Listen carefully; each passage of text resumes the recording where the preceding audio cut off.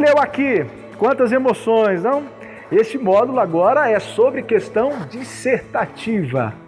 Como já é sabido, são questões também contextualizadas, vivenciadas por vocês em sala de aula. A estruturação dessas questões oportuniza que você desenvolva uma resposta em que se possa propor explicações e soluções para os problemas apresentados, aplicando o que aprendeu a situações novas, fazendo comparações ou classificações de dados e informações, estabelecendo também relações, de causa e efeito, de motivo e consequência, de comparação, de argumento e contra-argumento, de contraste, entre outros tipos parágrafos, como também analisar e criticar a veracidade de afirmações ao analisar o valor de procedimentos, assumir posição, diante de alguma conduta, apresentando a devida argumentação, demonstrando capacidade de síntese, originalidade ou julgamento de valor, formulando ainda conclusões a partir de elementos fornecidos, demonstrando capacidade de organizar as tabelas, as ideias, expressando-as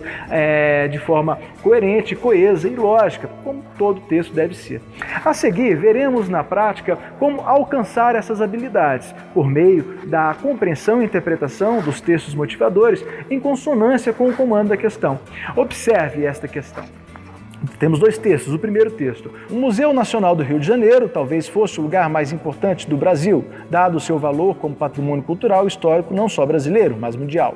O incêndio ocorrido no início de setembro de 2018 destruiu o lugar que era o símbolo da gênese do país como nação independente e continha um acervo inestimável, não só do ponto de vista da história, da cultura e da natureza brasileiras, mas também do acervo de peças de significado mundial. O Museu Nacional abrigava vários departamentos da Universidade Federal do Rio de Janeiro. Era um museu de exposição, mas também de pesquisa. A Biblioteca de Antropologia devia ter uns 200 mil títulos e era um instrumento de trabalho fundamental para a pesquisa de vários docentes. Foi construída ao longo de 50 anos e perdeu-se. Parte pode ser recuperada, mas os fósseis, os insetos, as coleções de estudo são insubstituíveis. Outra perda incalculável refere-se ao material do acervo relativo a povos que foram destroçados pelo colonialismo europeu e que estavam ali como testemunhas mudas da história da invasão da América. Texto 2. Ao consumir parte significativa do acervo de 20 milhões de peças da instituição, o incêndio arrasou também anos de trabalho e afetou, de forma irremediável, a pesquisa com impactos na ciência brasileira e internacional. Segundo uma pesquisadora dessa instituição, apesar de o foco muitas vezes permanecer na perda do passado, quando perdemos um acervo que era usado para fazer pesquisas, perdemos também o futuro.